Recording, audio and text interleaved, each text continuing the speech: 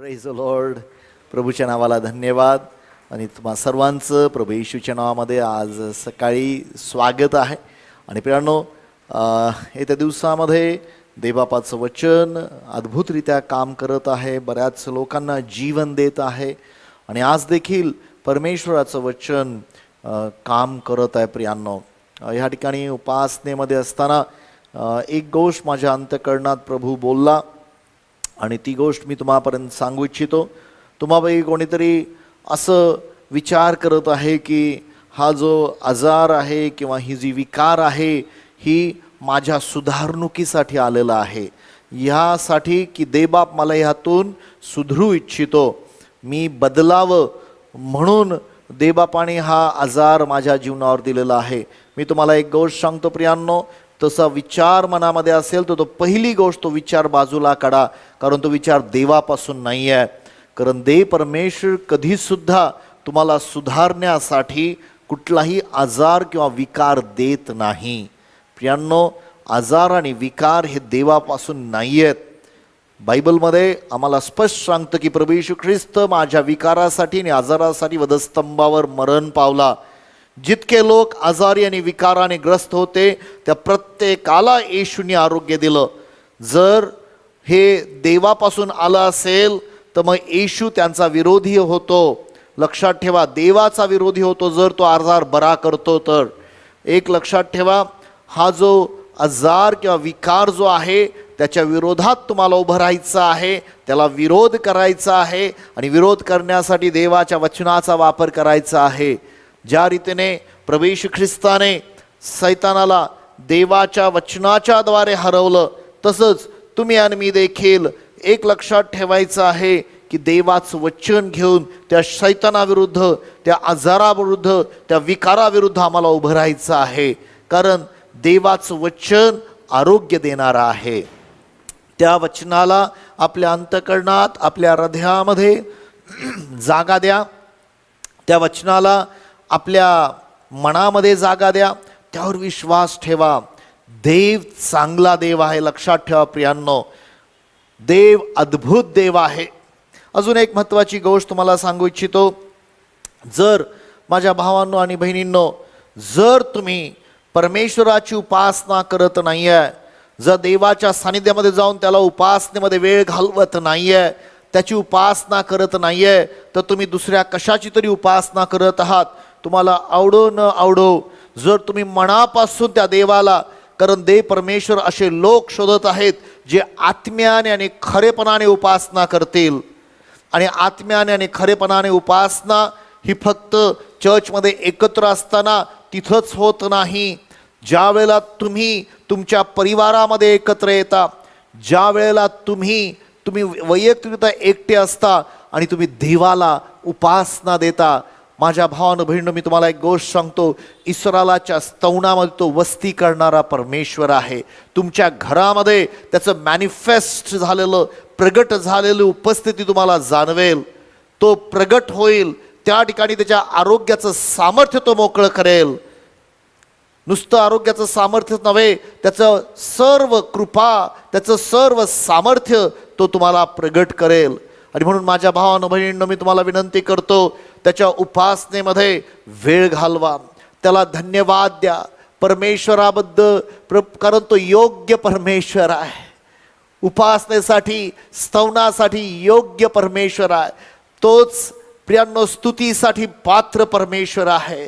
तुम्हापैकी काही लोकांच्या मनामध्ये असा प्रश्न आहे की माझ्या जीवनामध्ये हे समस्या का आलेल्या आहेत, का मला ह्या त्रासातून जावं लागत आहे. प्रियांनो, मी तुम्हाला एक गोष्ट सांगतो, ही कारण शत्रूला कुठेतरी जागा मिळालेली आहे. तो तुमच्यावर हल्ला करत आहे.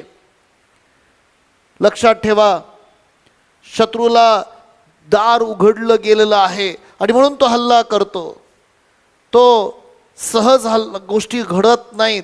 एका ख्रिस्ती विश्वासणाऱ्याने आपल्या जीवनामध्ये ह्या गोष्टीचं पारख करायला पाहिजे, निरीक्षण करायला पाहिजे आणि त्या शत्रूच्या विरोधात उभं राहायला पाहिजे. देवाला दोष देऊ नका. देवाला जे हवं आहे ते सर्व देवाने तुमच्यासाठी करून ठेवलेलं आहे. तुमच्या संरक्षणासाठी त्यांनी तुम्हाला हवं ते सर्व काही निर्माण केलेलं आहे. त्या वधस्तंभावर आपला एकुलता एक पुत्र त्यांनी दिला, त्याच्या रक्ताचं कुंपण तुम्हाला घातलेलं आहे. पण जर तुम्ही आळशीपणामुळं, निष्काळजीपणामुळं, स्वतःच्या दुर्लक्षपणामुळं, आपल्या देहाच्या वासनेमुळं, जर कुठल्याही कारणामुळं शत्रूसाठी जर जागा उघडलेली आहे, तर देवाकडं वळा, त्याच्या संरक्षणाच्या हाताखाली राहा आणि त्या शत्रूला विरोध करा. तुम्ही विरोध करता असं नव्हे, तर देवबाप देखील तुमच्याबरोबर विरोध करतो. पण तुम्हाला एक गोष्ट सांगतो प्रियांनो, देव परमेश्वर त्याची इच्छा तुमच्या जीवनात पूर्ण करू शकत नाही जोपर्यंत तुम्ही त्याला म्हणत नाही तुझ्या इच्छेप्रमाणे हो. त्या इच्छा देखील तो तुम्हाला प्रगट करू शकत नाही जोपर्यंत तुम्ही देवाच्या वचनातून अभ्यास करत नाही, मनाचं नवीनीकरण करत नाही. तो अनरिन्यूव्ड माइंडला, ज्या विचारांना नवीन करण्यात आलेलं नाही, त्या विचारांमध्ये तो बोलू शकत नाही प्रियांनो.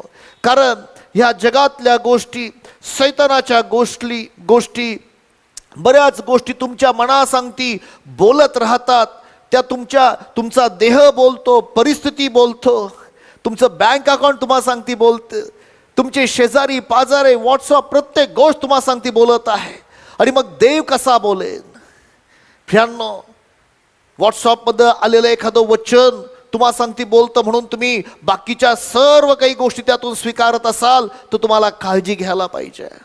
देव परमेश्वर ज्यावेळेस तुम्ही त्या सांगती वेळ घालवता, देवबाप तुम्हाला सांगती बोलतो प्रियांनो. तो खूप प्रेमळ परमेश्वर आहे, तो खूप चांगला देव आहे आणि त्याला तुम्हाला सांगती हितगुज करायचं आहे. काही लोक आहेत त्यांनी आपल्या जीवनामध्ये त्या देवाच्या वाणीकडे दुर्लक्ष केलं, देवाच्या वाणीकडे दुर्लक्ष केलं. मला एक गोष्ट सांगू द्या प्रियांनो, कृपया त्या वाणीकडे परत जा, कारण ती वाणी सतत काम करत आहे. लक्षात ठेवा, ते चॅनल जे आहे, देवाचं चॅनल जे, देवाचं बोलणं सातत्याने काम करत आहे, पण तुम्ही त्याला ट्यून व्हायला पाहिजे. लक्षात ठेवा, ज्या वेळेला एखादी गोष्ट ट्यून करायची वेळ येते, त्यावेळेला एकाच वेळेला तुम्ही जर पहा, रेडिओ लावायचा प्रयत्न करा आणि त्याबरोबर त्याच एका विशिष्ट ठिकाणी ते बटन आल्यानंतर ते चॅनल तुम्हाला मिळतं. नाहीतर वेगवेगळे चॅनल तिथं चालू असतात आणि ते सगळे चॅनल तुम्हाला मिळत असतात आणि तुम्हाला असं वाटतं की देव मला सांगती बोलत आहे. चुकीचं आहे. जर ते देवाच्या वचनातून नाही आहे तर ते चॅनल चुकीचं चॅनल तुम्ही लागलेलं आहे. तुम्हाला त्या देवा सांगती प्रियांनो एक होण्याची गरज आहे. आणि मला तुम्हाला एक गोष्ट सांगू द्या, प्रभू सातत्याने तुम्हाला सांगती बोलू इच्छितो, तुमच्या जीवनामध्ये काम करू इच्छितो, तो निरोगी ठेवू इच्छितो, तुमचं जीवनामध्ये अद्भुते करू इच्छितो. प्रियांनो, मंडळी एक सैन्यासारखी असावी, प्रत्येक विश्वासणारा एक बलवान असावा, ही त्याची इच्छा आहे. आणि म्हणून येत्या दिवसामध्ये तुम्हाला सांगते काय बोलत आहे, तुम्हाला कोण निराश करत आहे, एक विचार तुम्हाला खाली पाडू शकतो प्रियांनो, तुम्हाला प्रभूपासून दूर घेऊन जाऊ शकतो प्रियांनो. कुठले विचार तुम्ही करत आहात? माझ्या भावनो बहिणींनो, देव परमेश्वर तुमच्या जीवनामध्ये काम करत आहे. मला सांगू द्या की देव परमेश्वर आमच्यावर नजर ठेवून आहे, तो तुमच्यावर लक्ष ठेवून आहे.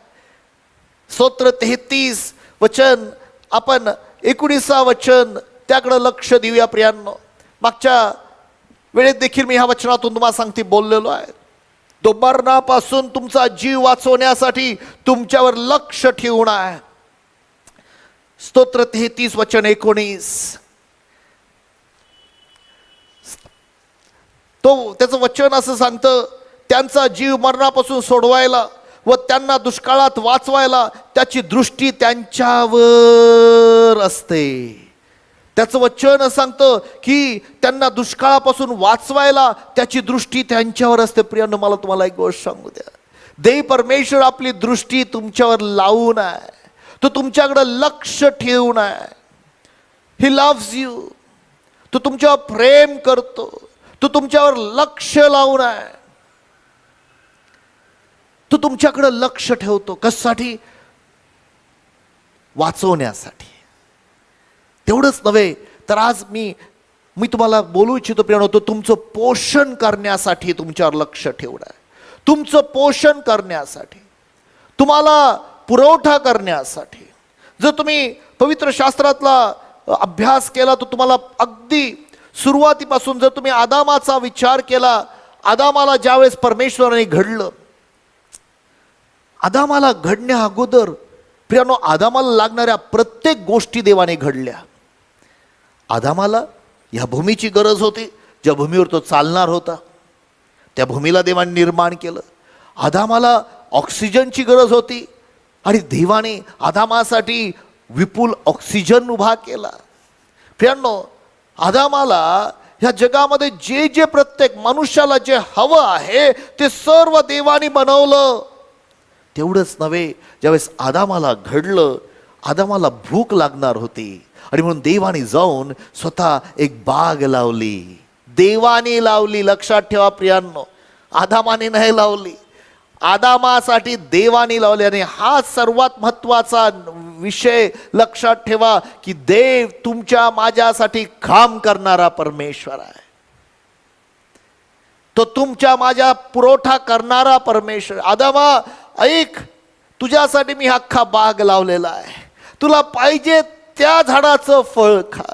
विचार करत होतो आणि बऱ्याच वेळा मी हे बोललेलो आहे, किती झाडं असतील, हजारो झाडं, 1000 प्रकारचे फळं, पाहिजे त्या झाडाचं फळ खा, तुम्हाला हवं ते खा, फक्त एका झाडाचं खाऊ नको. तो विषय वेगळा आहे. पण एक लक्षात ठेवा प्रियांनो, देव पोषण करणारा आहे, पुरवठा करणारा आहे. तो आदामाला त्यांनी पोषण केलं. देव बदलला का आता? देव बदलला का?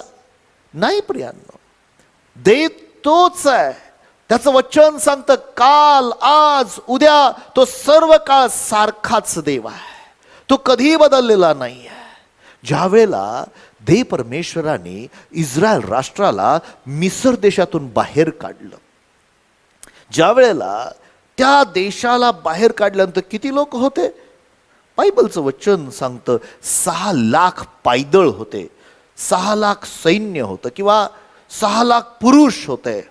त्यांच्या पत्न्या, त्यांच्या मुलं यांच्याबद्दल गणता नाही आहे. म्हणजे अंदाजे जे काही 25-30 लाख लोक, बाप रे, त्या लाख लोकांना प्रियांनो विचार करत होतो की एवढ्या लाख लोकांना पाणी पुरवायचं, जेवण पुरवायचं, त्या लोकांच्या गरजा पुरवायच्या, हे कसं काय शक्य? माझ्या भावानं बहिणींनो, आज तुम्हाला सांगतो की तो देव, त्याला काही भीती वाटली नाही, तर यांना कसं मी देऊ रे बाबा, यांचं मी पुरवठा कसा करू?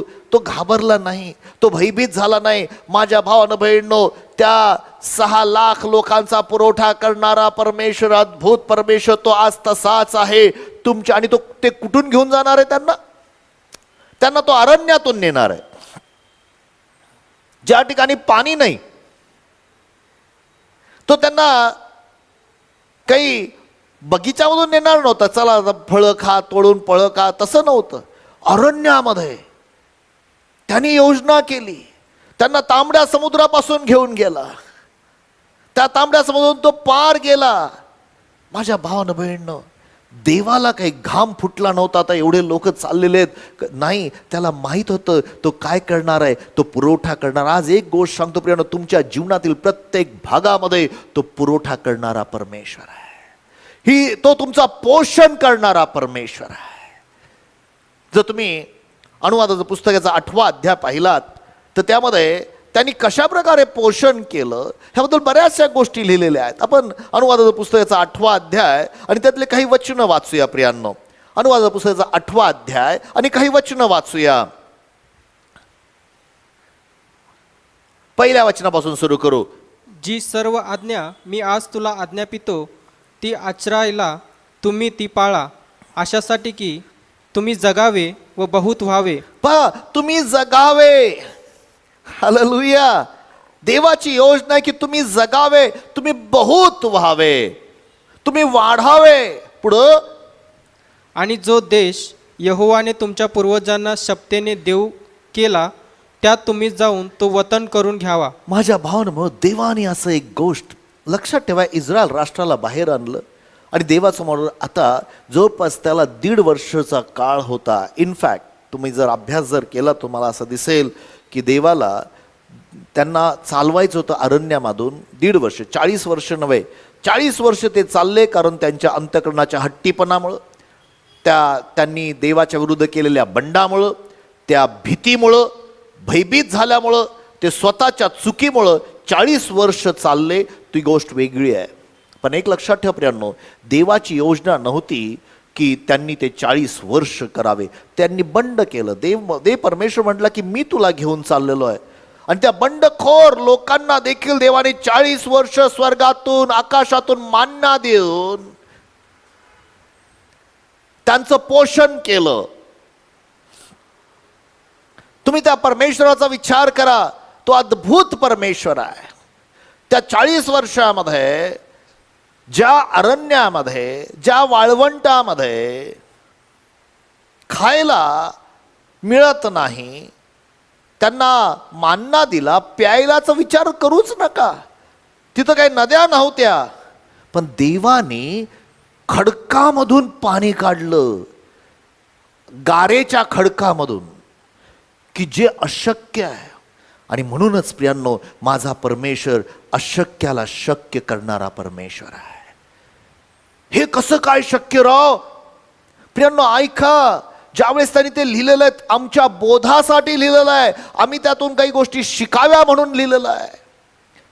बऱ्याच वेळा काही लोक ही गोष्टी शिकत नाहीत. आमच्या बोधासाठी या गोष्टी लिहिलेल्या आहेत. बायबलचं वचन सांगतं, 2 कोरिंथीय राजपत्राचा 10वा अध्याय आणि मला वाटतं 11व्या वचनामध्ये किंवा 6व्या वचनामध्ये काय म्हटलेलं पहा. 2 कोरिंथीय राजपत्र किंवा 1 कोरिंथीय राजपत्र, मी तुम्हाला सांगतो एका मिनिटामध्ये. ओके, बघा 10वा अध्याय, 1 कोरिंथीय राजपत्र 10वा अध्याय आणि 11 वचन. ओके, 1 कोरिंथीय राजपत्र याचा 10वा अध्याय आणि 11 वचन काय लिहिलेलं आहे. 1 कोरिंथ 10:11. तर या सर्व गोष्टी दाखले होण्यासाठी त्यांना घडल्या, दाखले होण्यासाठी. आणि ज्या आम्हावर युगाचा शेवट आला आहे त्या आमच्या बोधासाठी त्या लिहिल्या आहेत. आमच्या बोधासाठी, आम्ही त्यातून बोध घ्यावा. ज्यावेळेस तुम्ही ते वाचता, अरे बापरे, देव असं करू शकतो, आमच्या बोधासाठी आहे. आज तुमच्या जीवनामध्ये बऱ्याचशा समस्या असतील, तुम्हाला प्रश्न, पण ज्या परमेश्वरावर तुम्ही विश्वास ठेवलेला आहे तो तुमच्यावर लक्ष ठेवून आहे, तुमचा पुरवठा करण्यासाठी. हालेलुया. तो तुमच्यावर लक्ष ठेवून आहे, तुमच्या गरजा भागवण्यासाठी. तो तुमच्यावर लक्ष ठेवून आहे. तो अद्भुत करणारा परमेश्वर आहे. बायबलचं वचन आपण अनुवादामध्ये जाऊया परत एकदा. आणि त्यांनी काय काय गोष्टी केल्यात त्या पहा. काय अद्भुत गोष्टी केल्यात त्या पहा अनुवादामध्ये. आणि यहोवा तुझा देव याने तुला नम्र करायला आणि तू त्याच्या आज्ञा पाळशील किंवा नाही याविषयी तुझ्या हृदयात काय आहे ते जाणण्यासाठी तुझी परीक्षा करायला ही 40 वर्षे रानात. मी तुम्हाला एक गोष्ट सांगतो, परमेश्वर हृदय पाहतो.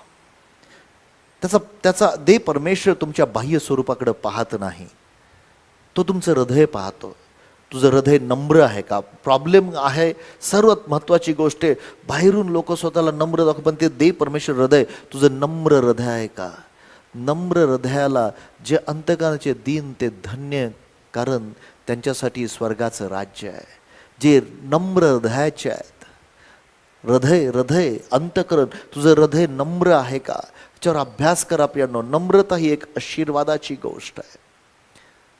आणि नम्र व्यक्ती देवावर विश्वास ठेवणारे असतात, देवावर अवलंबून असतात. नम्र व्यक्ती जे गर्विष्ठ असतात, पण हा प्रॉब्लेम ह्या इस्रायल राष्ट्राचा होता. ते ताठ मानेचे लोक होते. मी करेन, मी अब्रामाच्या वंशाचा आहे, मी. आणि ज्या वेळेस हा मीपणा येतो, आणि म्हणून प्रभू येशू ख्रिस्त म्हणतो, जो कोणी मला अनुसरतो तो आपल्या स्वतःला जर नाकारत नाही तर तो माझा शिष्य होऊ शकत नाही. मी पाहतोय की तुम्ही नम्रतेमध्ये चालाल काय. पुढे वाचूया वचन काय सांगतं. ही 40 वर्षे रानात ज्या मार्गाने तुला चालवले आहे त्या सर्वांची तू आठवण ठेव. तू त्या सर्वांचं स्मरण ठेव, त्यातून बोध घे. नव्या करारातल्या या जीवनाच्या शेवटामध्ये आम्ही आलेलो आहोत. तुम्हाला उदाहरणादाखल ही गोष्ट लिहिलेली आहे, त्यातून तुम्ही बोध घ्या. काय बोध घ्यायचा? आणि त्याने तुला नम्र केले व तुला भूक लागू दिली, आणि जो मान्ना तुला ठाऊक नव्हता व तुझ्या पूर्वजांनाही ठाऊक नव्हता तो तुला खाऊ घातला. आमेन. मान्ना दिला, स्वर्गातून आशीर्वादित देऊन अन्न तुला दिलं. पुढं अशासाठी की मनुष्य केवळ भाकरीने वाचत नाही, तर जे काही यहोवाच्या तोंडातून निघते त्याकडून मनुष्य वाचतो, हे ऐका. त्याने वाच ते पूर्ण. हे त्याने तुला कळवावे. देव परमेश्वराच्या शब्दातून मनुष्य जगतो. हीच गोष्ट बऱ्याच लोकांना माहित नाही. बऱ्याच लोकांना असं वाटतं मी जे काम करतो त्या कामामुळं मी जगतो. बरेचसे लोक देवाचं जे वचन आहे त्या वचनापासून स्वतःला दूर ठेवतात. मी तुमच्याबद्दल बोलत नाही, पण आज जर तुम्ही तशी व्यक्ती असाल तर माझ्या भावानं बहिणींनो, तुम्हाला मी एक गोष्ट सांगतो. सर्व चांगले असताना एक फार सुरेख वचन आहे, अनुवादाच्या आपण वाचणार नाही, 28व्या अध्यायामध्ये, तुझं सर्व चांगलं होतं, तू सर्व उत्तम होतं, त्यावेळेस तू मनापासून परमेश्वराला स्तुती केली नाही, त्याची उपासना केली नाही, म्हणून तुझ्यावर ह्या गोष्टी गुदरल्या. शत्रूला तू जागा दिली, तुझ्यावर हल्ले झाले. आणि ज्यावेळेस तुझी परिस्थिती होईल त्यावेळेस देवाच्या वचनाकडे तुम्ही धावत जाल. पण मी तुम्हाला एक गोष्ट सांगतो, तुमची सर्व परिस्थिती चांगली असताना देवाच्या वचना मी जगतो ते देवाच्या वचनाने. सैतानाने पहिली परीक्षा तीच केली, तू खा, ह्या धोंड्याच्या भाकरी करून खा. तोंडला आहे. मनुष्य केवळ भाकरीने जगणार नाही, परमेश्वराच्या मुखातून निघणाऱ्या प्रत्येक शब्दाने जगणार आहे. मला माहित आहे माझ्यासाठी हे देवाचं वचन ही जी जिवंत भाकर आहे, ही जी स्वर्गातून उतरलेली भाकर आहे, ही देवाचं वचन आहे, त्यावर जेव्हा मी विश्वास होतो ती मला पुरवठा करणारी भाकर आहे. हालेलुया. ही जी भाकर आहे आरोग्य देणारी भाकर आहे, ही जी भाकर आहे जीवन देणारी भाकर आहे. माझ्या भावना बहिणींनो, त्या वचनामध्ये खूप काही गोष्टी लिहिलेल्या आहेत, खूप काही गोष्टी. मनुष्य केवळ परमेश्वर पोषण करणारा आहे. 4थं वचन वाचा, काय म्हटलं त्यातलं? ही 40 वर्षे तुझ्या अंगावर तुझे वस्त्र जुने होऊन गेले नाही ऐका. आणि तुझा पाय सुजला नाही. विचार करा, 40 वर्षाचे वस्त्र जुने झाले नाही म्हणजे काय घडलं असेल? Was just thinking. मी त्याच्यावर विचार करत होतो, काय 40 वर्ष त्यांची वस्त्र विटले नाही. 40 वर्ष त्या पूर्ण कॅम्पमध्ये देवाने अशी काही परिस्थिती निर्माण केली होती की त्यांची वस्त्र विटले नाही, त्याला कसर लागली नाही, गंज लागला नाही. 40 वर्ष असं काही वातावरण देवाने निर्माण केलं होतं. प्रियांनो, तुम्ही 3-4 वर्ष तर एखादी कपडे घडी करून तुम्ही ठेवा आणि त्या कपड्याचं काय होतं ते विटतं, त्याचं दोरे सुटायला लागतात. पण 40 वर्ष देवाने असं वातावरण, प्रियांनो, देवाच्या उपस्थितीमध्ये अद्भुत कार्य मी तुम्हाला सांगतो. तुझे पाय सुजले नाही. पुढं, तर तू आपल्या हृदयात समजून घे की जसा कोणी मनुष्य आपल्या मुलाला शिक्षा करतो तसा यहोवा तुझा देव तुला शिक्षा करतो. शिक्षा म्हणजे काय? शिक्षण देतो, वचनातून शिक्षण. ऍक्च्युली ते शब्द जो आहे ते शिक्षण देतो, वचनातून शिक्षण देतो. बाप जसा मुलाला शिकवतो, अरे मुला तसं नाहीये, तुझे विचार करण्याची पद्धत बदलण्याची गरज आहे आणि दे तुझा पोषण करताय. पुढं, तर यहोवा तुझा देव याच्या मार्गात चालायला व त्याचे भय धरायला तू त्याच्या आज्ञा पाळ, कारण यहोवा तुझा देव तुला चांगल्या देशात नेत आहे. बापरे, अशा देशात तो नेत आहे जिथं दुधामधाचा प्रवाह आहे, जिथं दुधामधाचा प्रवाह. आणि आज मी तुम्हाला एवढंच सांगतो, परमेश्वर पोषण करणार आहे. एक अजून म्हणजे आता तो जुन्या करारात तसं आता मंडळी, आता नव्या करारामध्ये त्यांनी मंडळीला सोडून दिलेलं आहे का? नाही, तो मंडळीचं देखील पोषण करणार आहे. इफिस्करास पत्राचा 5वा अध्याय आणि 29वा वचन. इफिस्करास पत्राचा 5वा अध्याय आणि 29वा वचन काय सांगतं पहा. फार महत्वाचं प्रियांनो, हे मार्क आउट करा. इफिस्करास पत्र 5वा अध्याय 29वा वचन. तर कोणी कधी आपल्या देहाचा द्वेष केला नाही. प्रियांनो, तर देव परमेश्वर आपल्या देहाचा द्वेष करत नाही. सर्वात एक गोष्ट लक्षात ठेवा, आणि तो देह परमेश्वराचा, प्रभू येशूचा देह ही मंडळी आहे. तो मंडळीचा द्वेष करत नाही, तो मंडळीवर प्रेम करतो. ह्या मंडळीला विकत घेण्यासाठी त्यांनी आपलं जीवन त्या वधस्तंभावर दिलं. तो त्या क्रूसावर मरण पावला. ज्याने आपल्या एकुलता एक पुत्राला न राखता त्याला आपल्याला देऊन टाकलं, त्याबरोबर तुम्हाला सर्व काही तो देणार नाही काय? आपल्या मनाला, आपल्या विचारांना, आपल्या मनातल्या कल्पनांना बदलण्याची गरज आहे. पुढं वाचा काय म्हणतो ते. तर तो त्याला पोसतो, त्याचं पोषण करतो व त्याचा प्रतिपाळ करतो. व त्याचं प्रतिपाळ करतो. ज्याप्रमाणे ख्रिस्त ही मंडळीचे करतो त्याप्रमाणे तो करतो. ज्याप्रमाणे ख्रिस्त मंडळीचं प्रतिपाळ करतो आणि पोषण करतो. ख्रिस्त मंडळीचा प्रतिपाळ करतो आणि पोषण करतो. आज जर तुम्ही प्रभू येशू ख्रिस्ताला आपल्या जीवनामध्ये स्वीकारलेलं आहे, तर आपल्या मनाच्या, आपल्या विचारांच्या कल्पना बदलण्याची गरज आहे. आणि तो पोषण करणारा देव आहे, याकडे लक्ष द्यायला पाहिजे. देवाचं लक्ष तुमच्याकडे आहे, तुम्हाला गरजा भागवण्यासाठी. येशू ख्रिस्त ज्यावेळेस बोलत होता त्यावेळेस तुम्ही चिंता करू नका. मत्ताच्या 6व्या अध्यायात तुम्ही जर जाल तो तिथं त्या ठिकाणी काही गोष्टी समजावून सांगतोय. आणि 25 आणि 26 वचनामध्ये प्रियांनो, आम्ही बऱ्याच वेळा ते वाचतो, आम्हाला माहित आहे ते वचन, पण बऱ्याच वेळा आम्ही ते फक्त अरे नाही, माझं पोषण मलाच करायचं आहे. काय म्हणतं पहा बरं, मत्ताचं शुभवर्तमान 6वा अध्याय 25 आणि 26 वचन. यामुळे मी तुम्हाला सांगतो की आपण काय खावे आणि आपण काय प्यावे अशी आपल्या जीवाविषयी, किंवा आपण काय पांघरावे अशी आपल्या शरीराविषयी काळजी करू नका. काळजी करू नका. बापरे, काय खावं, काय प्यावं, काळजी करू नका. त्याने योजना केलेली आहे. त्याला माहित आहे तुम्हाला भूक लागणार आहे, त्याला माहित आहे तुम्हाला तहान लागणार आहे, त्याला माहित आहे तुम्हाला वस्त्रांची गरज आहे, त्याला माहित आहे. जशा रीतीने त्यांनी त्या इस्रायलाच्या मंडळीची काळजी घेतली, त्याही पेक्षा जास्त काळजी तो तुमची घेणारा परमेश्वर आहे. त्यांच्या अन्नाची, त्यांच्या पाण्याची, त्यांच्या वस्त्रांची, त्यांच्या शरीराची त्यांनी काळजी घेतली. प्रभू येशू म्हणतो मला माहित आहे तो काळजी घेणारा दे. पुढं काय म्हणतो 26 वचन वाचलं, 26 वचन. हा, आकाशांच्या पाखरांकडे न्याहाळून पहा, की ती पेरीत नाहीत व कापणी करीत नाहीत किंवा कोठारामध्ये साठवीतही नाहीत, तरी तुमचा आकाशातील बाप त्यांना खायला घालतो. तुम्ही त्यांच्यापेक्षा फार अधिक मोलाचे आहात की या नाही? पक्ष्यांपेक्षा तुम्ही मोलवान आहात. सगळे म्हणा मी मोलवान आहे.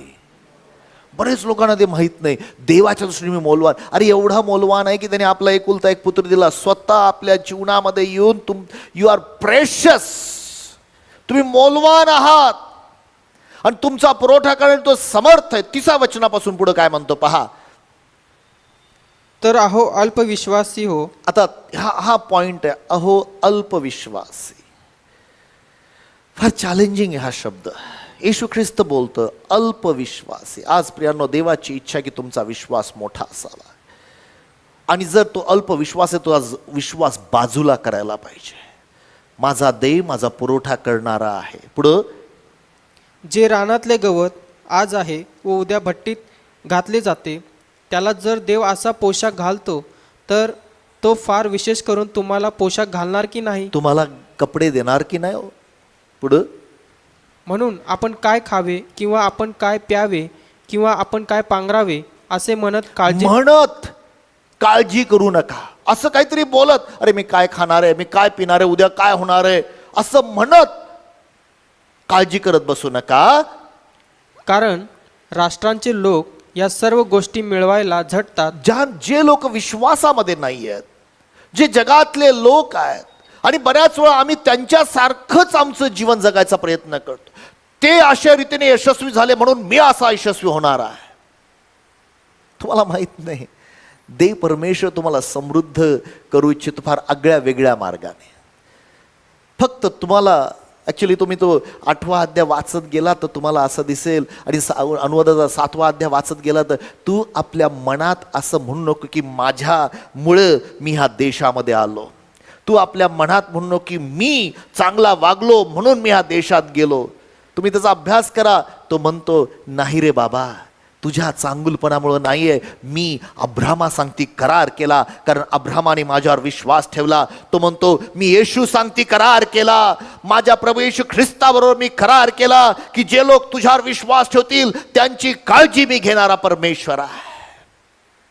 मी करार त्यांचे तुझ्या चांगुलपणामुळं नव्हे.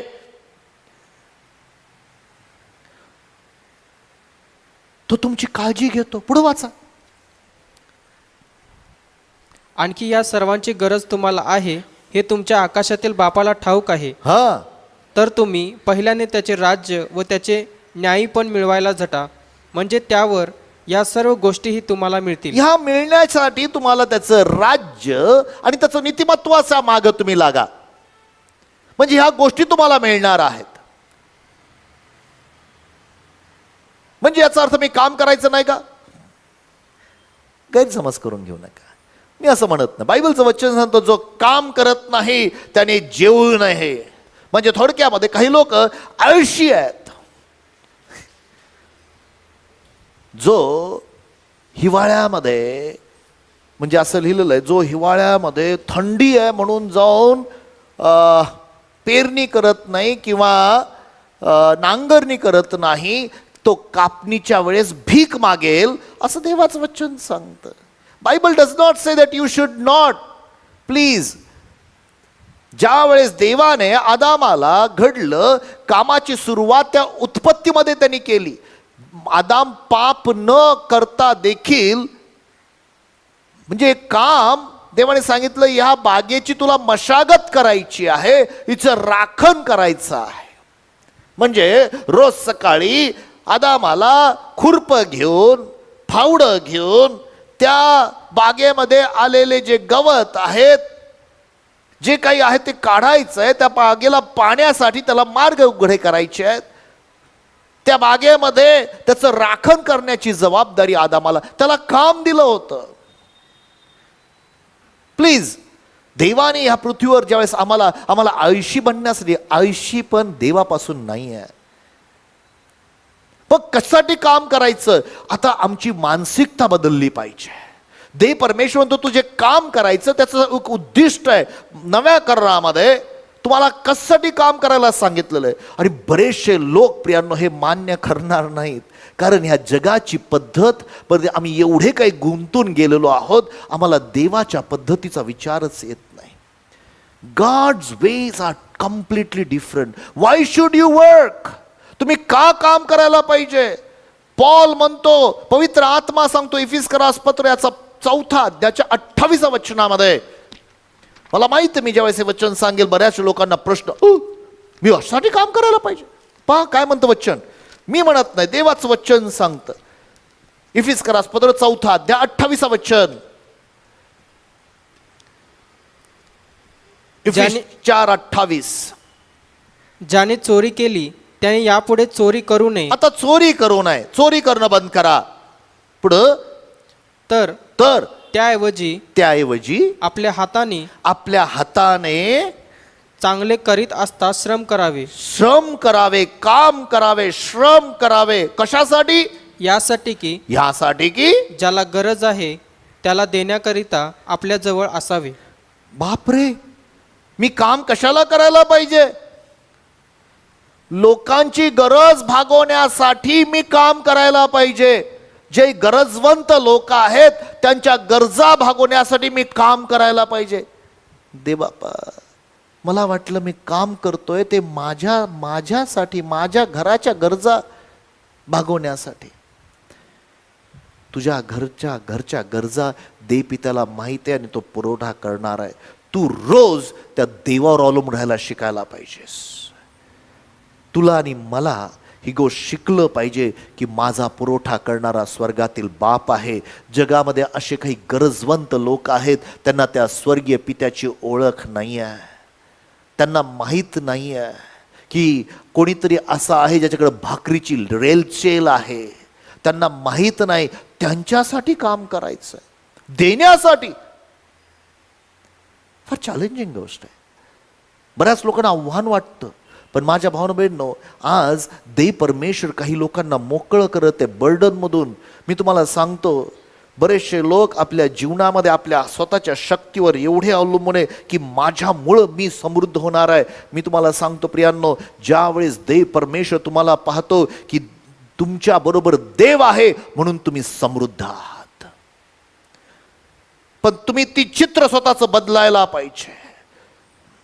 तुम्ही देवाच्या वचनानुसार स्वतःला बदलायला शिकलं पाहिजे. मला देण्यासाठी कमाई करायची आहे. हो, दिल्याने वाढते. द्या म्हणजे तुम्हाला दिले जाईल. मी सांगत नाही, प्रभू येशू ख्रिस्त सांगतो. पावलाने, मला वाटतं लुकाने हे लिहिलेलं आहे प्रेषणांच्या कृत्यामध्ये, पण हे शब्द पावलाचे आहेत कदाचित. आपण वाचूया प्रेषणांच्या कृत्याचा 20वा अध्याय आणि 35वा वचन. प्रेषणांच्या कृत्याचा 20वा अध्याय आणि 35वा वचन. सर्व गोष्टीत मी तुम्हास असा कित्ता घालून दिला आहे की, पॉल म्हणतो मी तुम्हाला असा कित्ता घालून दिला आहे की याप्रमाणे मेहनत करीत तुम्ही दुर्बळांचे सहाय्य करावे. तुम्ही मेहनत करावी. कशासाठी? दुर्बळांना सहाय्य करण्यासाठी. तुम्ही काम करावे, तुम्ही कष्ट करावे. जे दुर्बळ आहेत त्यांना सहाय्य करण्यासाठी. वाचा पुढे अजून. आणि घेण्यापेक्षा देणे हे अधिक आशीर्वादित काय? आहे. घेण्यापेक्षा देणे हे अधिक आशीर्वादित आहे. दे परमेश्वर म्हणतो आशीर्वाद हे वतन प्राप्त करून घेण्यासाठी मी तुम्हाला पाचारण केलेलं आहे.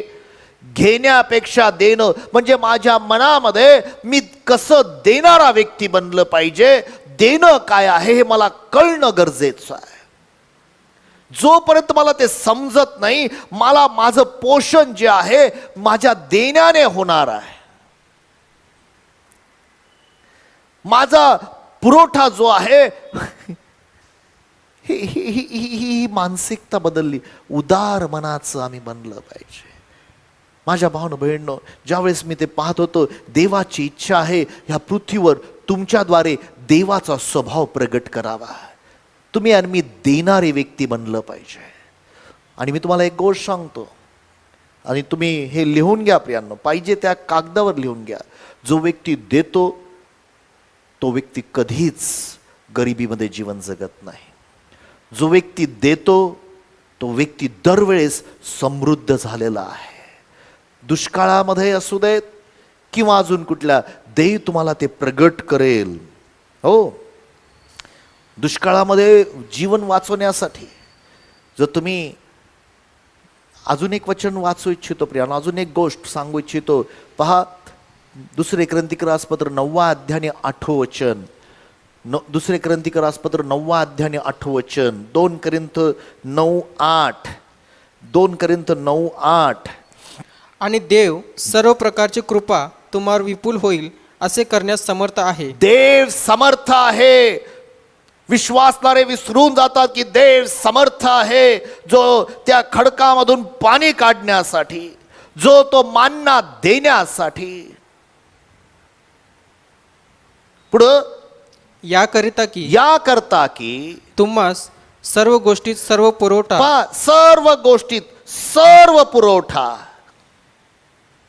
पुढे वाचा दादा. सर्वदा होत असता, सर्व गोष्टीत सर्व पुरवठा, सर्वदा. 3 गोष्टी विसरू नका. सर्व गोष्टीत सर्व पुरवठा सर्वदा होत असता तुम्ही प्रत्येक चांगल्या कामात अधिकाधिक तत्पर असावे. तुम्ही कशामध्ये तत्पर असावे? चांगल्या कामामध्ये. म्हणजे काय? जे कृत्य करायचे आहेत ते करण्यासाठी चांगले तुमच्याकडे पुरवठा असला पाहिजे. देवबाप तेच करतो प्रियांनो, पण तो त्या पेरणीतून करतो, देण्याद्वारे. 6व्या वचनामध्ये म्हटलेलं आहे. 6वं वचन काय सांगतो त्यातलं? आणि हे लक्षात ठेवा की जो कंजूसपणाने पेरतो तो कंजूसपणाने कापणीही करील, आणि जो उदारपणाने पेरतो तो उदारपणाने कापणीही करील. प्रत्येकाने आपल्या अंतःकरणात जशी योजना केली असेल तसे त्याने करावे. हा पुरवठा जो आहे हा देण्याद्वारे, पेरणीद्वारे आहे. पेरणी आणि कापणीच्या नियमाद्वारे आहे. प्रॉब्लेम असा आहे की ज्यावेळेस दुष्काळ येतो, अब्राहमाने चूक केली. जेव्हा दुष्काळ, प्रियांनो, बायबलचं वचन सांगतं, देव परमेश्वर इसाका सांगती बोलला. जर तुम्ही उत्पत्ती पुस्तक 26 अध्यायामध्ये गेला आणि मग पहिल्या वचनापासून आम्हाला वाचायला मिळतं, काय म्हणतो पहा. उत्पत्ती पुस्तक 26 अध्याय आणि पहिल्या वचनापासून पुढे देव परमेश्वर इसाका सांगते काही गोष्टी बोलत आहे. काय म्हणतो तो? आणि अब्रामाच्या दिवसात जो पहिला दुष्काळ पडला होता त्याशिवाय आणखी एक दुष्काळ त्या देशात पडला. अब्रामाच्या काळात दुष्काळ पडला, इसाकाच्या काळात दुष्काळ पडला. पुढं, तेव्हा इसहाक गरारात पलिष्ठांचा राजा अबिमलेक याच्याकडे गेला आणि यहोवाने त्याला दर्शन देऊन सांगितले की खाली मिस्रात जाऊ नको. खाली मिस्रात जाऊ नको. बरं, जो देश मी तुला सांगेन त्यात राहा. या देशात उपरी म्हणून राहा आणि मी तुझ्या संगती असेन. पहा प्रियांनो, देवाची योजना नव्हती, देवाची इच्छा नव्हती की अब्राहमाने मिस्रात जावं. कारण ज्या वेळेस अब्राहम मिस्रामध्ये गेला, दोन गोष्टी त्या ठिकाणी घडल्या. ते म्हणजे अब्राहम लबाडी केली आणि परत अब्राहमाला परत वळावं लागलं आणि परत जिथून तो गेला होता तिथं त्याला त्या ठिकाणी यावं लागलं. पण दुष्काळामध्ये जर मी प्रभूचं ऐकलं ना, की प्रभू तुला काय हवंय, तू ह्या देशात राहा. पुढं, आणि मी तुझ्या संगती असेन मी तुझ्यासह असेल. माझं नाव इम्मॅन्युअल आहे. मी तुला सोडणार नाही, मी तुला टाकणार नाही. पुढं, व तुला आशीर्वाद देईन. मी तुला आशीर्वाद देईन. कारण हे सर्व देश मी तुला व तुझ्या संतानाला देईन आणि तुझा बाप अब्राहम याच्याशी मी जी शपथ केली ती स्थापिन. मी अब्राहमा सांगते शपथ केली ती पूर्ण, मी येशू सांगते जी शपथ केलेली ती पूर्ण देईन. तू पेरणी करणारा बन दुष्काळामध्ये. आणि मग 12 वचन पहा काय सांगतं. आणि इसहाकाने त्या देशात धान्य पेरले, त्या देशात धान्य पेरलं, व त्याच वर्षी त्याला 100 पट पीक मिळाले. त्याच वर्षी त्याला 100 पट पीक मिळालं. त्याच वर्षी तो 100 पट आशीर्वादित झाला, कारण त्यांनी देवाची वाणी ऐकली. आज देव परमेश्वर तुम्हाला माझ्या सांगती बोलत आहे. मला माहित आहे प्रियांनो, सध्या आर्थिक समस्या आहेत. आर्थिक समस्या अजून कठीण होतील, मला माहित नाही काय असेल. पण त्या काळात तुम्ही देवापासून ऐका, देवा तुझं वचन काय सांगतं. देव तुमच्याकडे लक्ष ठेवणे, तुमचं पोषण करण्यासाठी. प्रियांनो, तो तुमच्याकडे विपुलता असण्याचं त्याची इच्छा आहे. He wants to provide you. जर तुम्ही रुथेच्या पुस्तकाचा अभ्यास केला तर तुम्हाला असं कळेल. रुथेच्या पुस्तकाच्या काळामध्ये पहिल्याच अध्यायामध्ये त्या ठिकाणी असं लिहिलेलं आहे की बेथलेहेम यहुदा ह्या ठिकाणी दुष्काळ पडला. भाकरीच्या घरात दुष्काळ पडला. आणि तिथं अलीमलेक असंच नाव आहे ना त्याने. वाच पहिलं वचन काय सांगतं. आणि असे झाले की न्यायाधिकार करीत होते तेव्हा त्या दिवसामध्ये देशात दुष्काळ पडला. आणि यहुदातील बेथलेहेम येथील कुणी एक माणूस आपली बायको व आपले 2 मुलगे यांच्याबरोबर मोवाब देशात काही वेळ राहायला गेला. त्या पुरुषाचे नाव अलीमलेक म्हणजे देव राज्य करणारा. अलीमलेक देव राज्य करणारा. नाव काही पण असू देत, नावाने काय फरक पडत नाही, पण नाव देवाची आज्ञा पाळणार आहे का. देवाने अगोदर सांगितलं मोवाब देशात जाऊ नका, तिथलच्या मुली तुम्ही स्वतःच्या मुलाला करून घेऊ नका. पण अलीमलेखाने दुष्काळ पडला आणि प्रतिसाद काय दिला.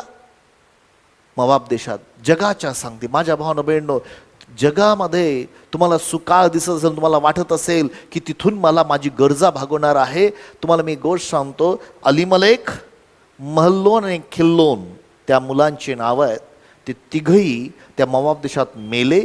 अलीमलेखाने त्या ठिकाणी आपल्या मुलांसाठी बायका केल्या, सुना करून घेतल्या. आणि मग आम्हाला ती स्टोरी माहीत आहे. देवबापाने ती परिस्थिती बदलली, जे काय असेल त्या कारणामुळं. कारण रुथेने त्या नामीच्या गोष्टीवर विश्वास ठेवला वगैरे वगैरे. आणि ती पूर्ण स्टोरी वेगळी आहे. पण सुरुवातीचं स्टोरी आम्हाला पाहायला मिळते जेव्हा दुष्काळ पडला. अलीमलेखाने देवाची वाणी ऐकली नाही आणि तो मोवाब देशामध्ये गेला. आज मी तुम्हाला सांगतो माझ्या भावांनो, सर्वात महत्त्वाची गोष्ट आहे तुमच्या माझ्या जीवनामध्ये की आपले विचार बदला, आपल्या मनाला बदला. माझा देव माझा पोषण करणार आहे, मंडळीचं पोषण करणार आहे. फक्त इथंच नव्हे प्रियांनो, ज्यावेळेस शेवटचा काळ येणार आहे, ज्या वेळेला फार मोठी समस्या येणार आहे, जो अँटी ख्राइस्ट उभा राहणार आहे, त्यावेळेला देखील मंडळीचं पोषण देवबाप करणार आहे असं बायबलचं वचन सांगतं. आपण वाचूया प्रियांनो प्रकटीकरणाचं पुस्तक 12वा अध्याय. आणि मग त्या ठिकाणी जर त्या काळामध्ये देखील मंडळीचं पोषण करण्यासाठी देवबाप समर्पित आहे.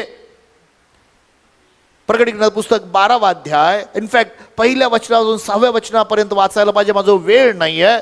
पण 6वं वचन काय सांगतं पहा.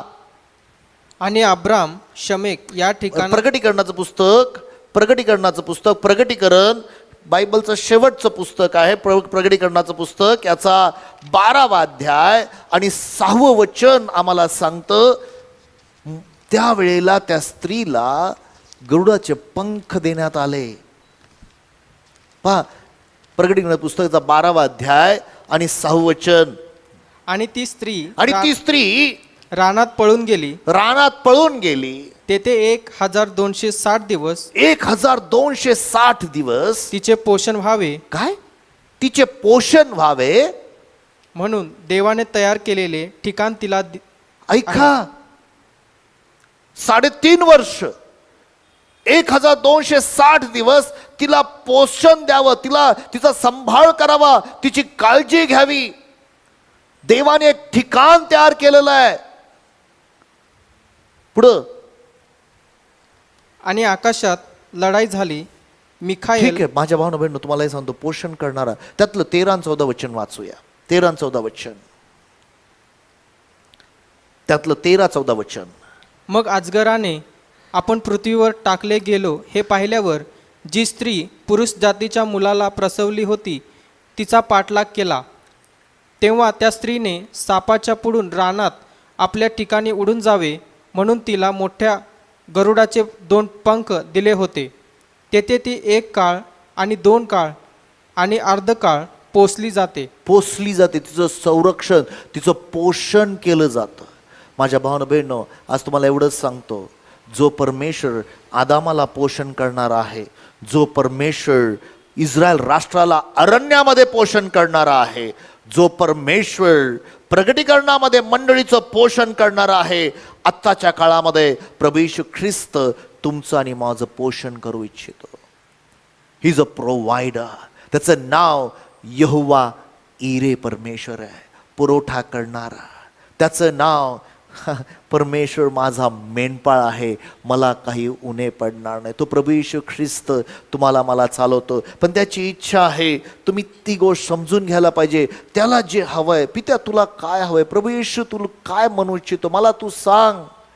माझ्या भावना बहिणं, ही रियालिटी आहे. तुम्हाला मी एक गोष्ट सांगतो, ह्या वचनाचा अभ्यास करा, तुम्हाला देव परमेश्वर प्रगट होईल. देवाच्या वचनातून तुम्हाला गोष्टी समजतील. तुम्हाला कळेल की मी काय पेरणी करायला पाहिजे आणि मी काय कापणी करायला पाहिजे. बऱ्याचशा लोकांना ह्या गोष्टीची माहिती नाही आहे. ते आपल्या जीवनामध्ये पेरणी आणि कापणीचा नियम पाळत नाहीत आणि म्हणून त्यांच्या जीवनामध्ये ते कापणी त्याप्रमाणे करत नाही. जो हात राखून पेरतो तो त्याच मापाने कापणी करेल, पण जो उदारपणे पेरणी करतो तो त्याच मापाने कापणी करेल. परमेश्वर पोषण करणारा परमेश्वर. God is a God who provides you. प्रभू करो हे वचन तुमच्या आणि माझ्या हृदयात आणि तुमच्या माझ्या जीवनामध्ये प्रियांनो अद्भुतरित्या कार्य करो. तुमचं आणि माझं जीवन त्यातून बदलून जावं. लक्षात ठेवा, तुम्ही म्हणाल की पास्टर माझं पेरणी करायला नाहीये, पण तुम्हाला मी एक गोष्ट सांगतो, तुम्ही त्यातलं 2 कोरिन्थीपत्र 9 अध्याय आणि 10 आणि 11 वचन पहा.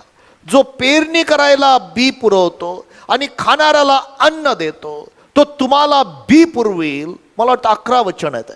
ओके, 2 कोरिन्थीपत्र 9 अध्याय आणि 11 वचन. तुम्ही सर्व प्रकारच्या उदारपणाकरिता प्रत्येक गोष्टी धनवान व्हाल, त्यावरून आम्हाकडून देवाची मग 10वं वचन वाचे दादा. मला वाटतं पेरणी करायला काय म्हटलेलं आहे. आणि आणि जो पेरणाऱ्याला बीज व खाण्यासाठी अन्न पुरवतो, हालेलुया, तो तुम्हाला पेरायला तुमचे बी पुरविल. तुमचे बी पुरविल. लक्षात ठेवा प्रियांनो, देव परमेश्वर तुम्हाला, पास्टर माझं काहीच नाही, ऐका, नाही नाही नाही, start praying, asking God, God तुला काय हवंय, मी काय पेरणी करायची आहे, मी काय पेरायला पाहिजे. आज देवाला प्रार्थना करा. मी तुम्हाला सांगतो प्रियांनो, देव तुमचा पोषण करता आहे. दुष्काळामध्ये देखील मी तुम्हाला सांगितलं, ज्यावेळेस एलियाचं पोषण नव्हता करत, तर त्या विधवेचं पोषण करणारा, तिचं, तिच्या मुलाचं नव्हे तर अख्ख्या घराण्याचं पोषण करणारा देवबाप तुमच्या माझ्याबरोबर आहे. तो आमचा पुरवठा करणारा परमेश्वर आहे. आमचे विचार बदलण्याची गरज आहे. जगासारखं आमची विचारसरणी असता कामा नये, जगामधल्या गोष्टीसारख्या आमच्या मुखामध्ये गोष्टी असता कामा नये. आम्ही देवावर विश्वास ठेवणारे, आम्ही आगळे वेगळे, अल्पविश्वासी हा शब्द आम्हाला ऐकायचा नाहीये. हे विश्वासू आणि भल्या दासा, तू थोडक्या गोष्टीसाठी विश्वासू होता, ये माझ्याबरोबर मोठ्या गोष्टीमध्ये सहभागी हो. दे परमेश्वर मोठ्या गोष्टी तुम्हाला देऊ इच्छितो.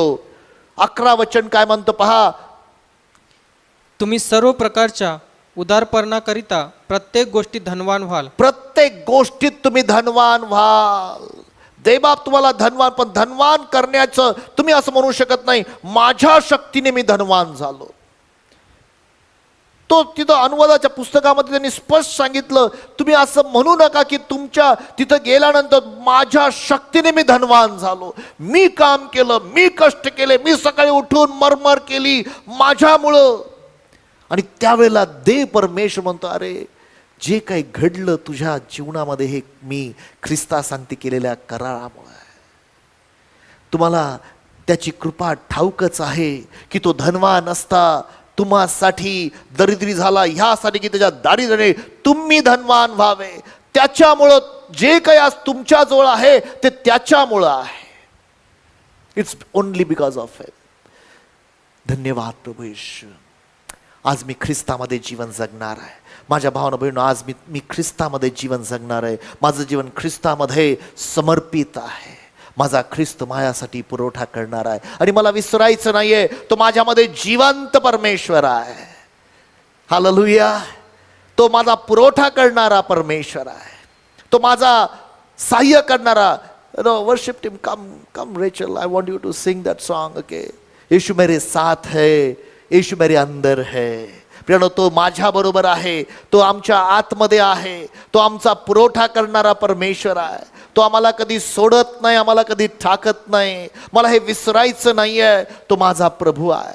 माझ्या भावानं बहिणींनो, आज मी तुमच्यासाठी प्रार्थना करतो की प्रभू तुमचे अंतःकरणाचे डोळे उघडो आणि लक्षात ठेव की प्रभू तुमचा पुरवठा करणारा परमेश्वर आहे. तो तुमचा पुरवठा करणारा परमेश्वर आहे. यीशु मेरे साथ है, यीशु मेरे अंदर है. यीशु को मैं आज जर प्रियानो तुम्ही येशू ख्रिस्ताला स्वीकारलं नसेल तर ही संधी घ्या, त्याला बोलवा. तुम्हाला की येशू माझ्यात कसा येऊ शकतो? एकाच मार्गाने. तुम्ही त्याला म्हणू शकता की येशू, मी जन्मता पापी आहे, मी तुझ्या विरुद्ध पाप केलेलं आहे, मी कबूल करतो येशू माझा प्रभू आहे.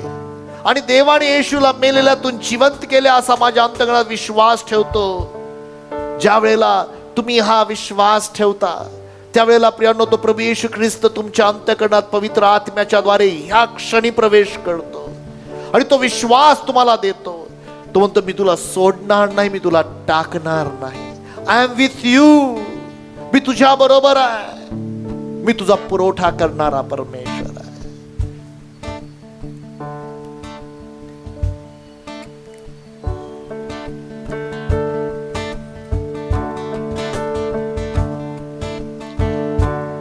यीशु मेरे साथ है, यीशु मेरे अंदर है, यीशु को मैं पहने हूँ, मुझ में वो जिंदा है.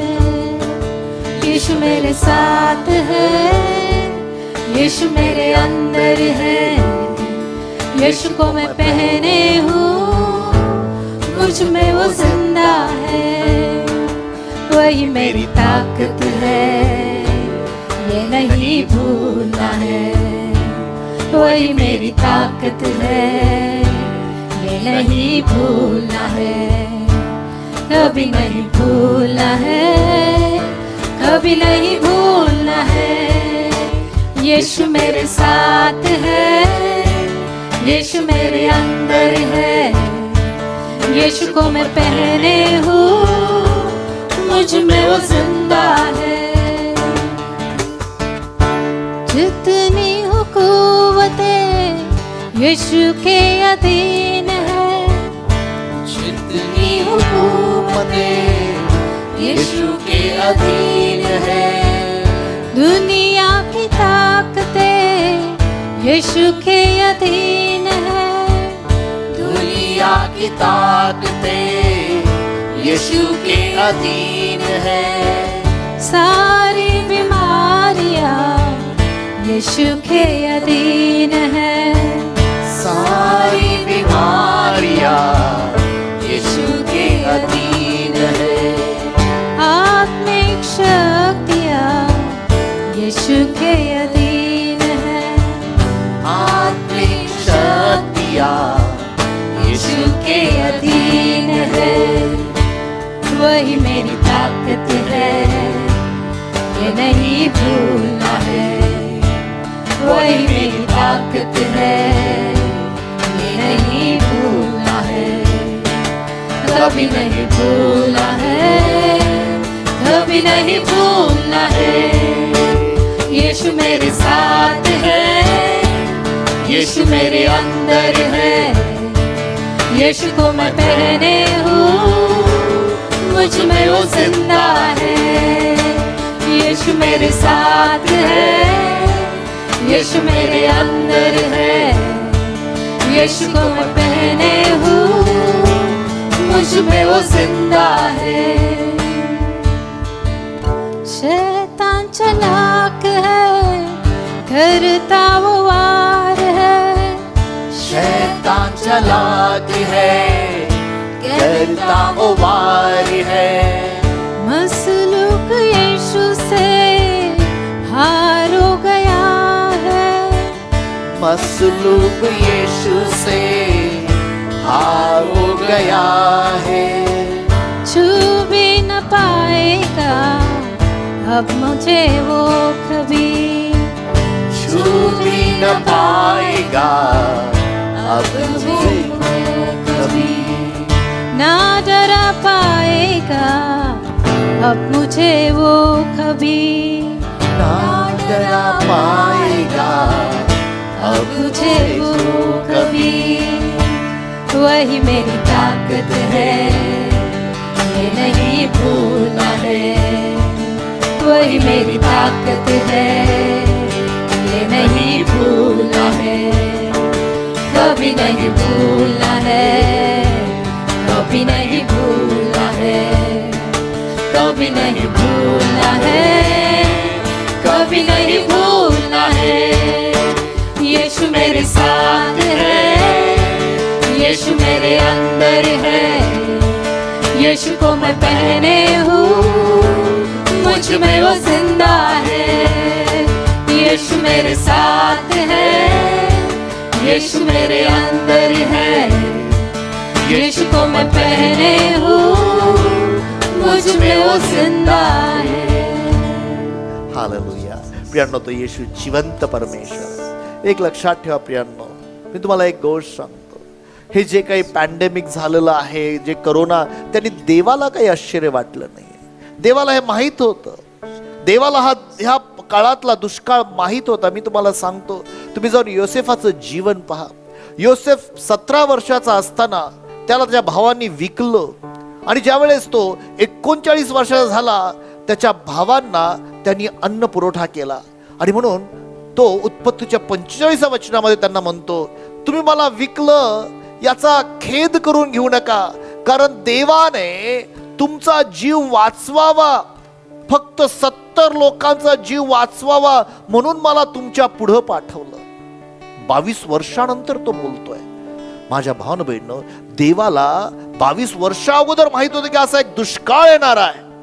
जो देव आहे प्रियांनो, तुम्ही जिथं आहात त्याच्या अगोदर पोहोचलेला आहात.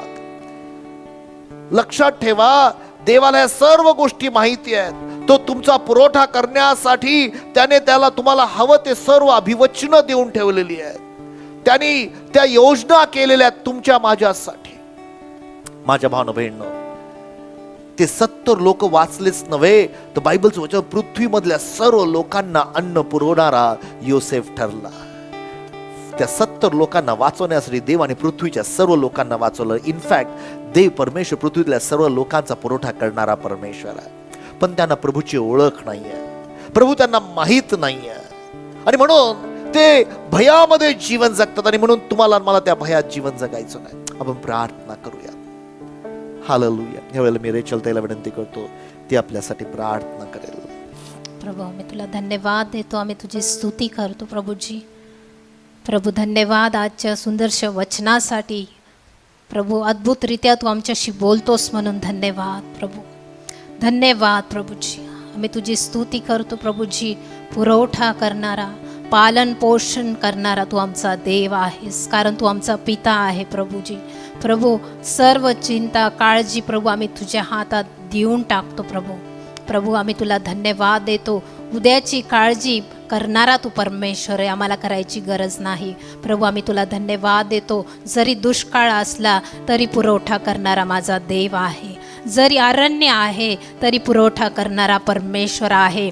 जरी घरामध्ये शेवटचं काही उरलं असेल तरी पुरवठा करणारा परमेश्वर तू आहेस. आम्ही तुझी स्तुती करतो. सर्व गोष्टींचा पुरवठा, त्या कृपेचा, त्या शक्तीचा पुरवठा सुद्धा तू करणारा देव आहेस, म्हणून धन्यवाद. आणि आज प्रभूजी, जे कोणी पाहत आहेत प्रभूजी, कुठलीही गरज असेल आज येशूच्या नावामध्ये ती भागवली जाऊ दे प्रभूजी. हे वचन आम्ही स्वीकारतो प्रभूजी आज, आणि म्हणतो प्रभू, तू आमचा पुरवठा करणारा देव आहे. जेव्हा जायरा परमेश्वर तू आहेस, म्हणून धन्यवाद. आम्ही तुझी स्तुती करतो आजच्या वचनासाठी, आणि ते वचन आम्ही स्वीकारतो आणि तुला धन्यवाद देतो, तुझी स्तुती करतो येशूच्या नावामध्ये.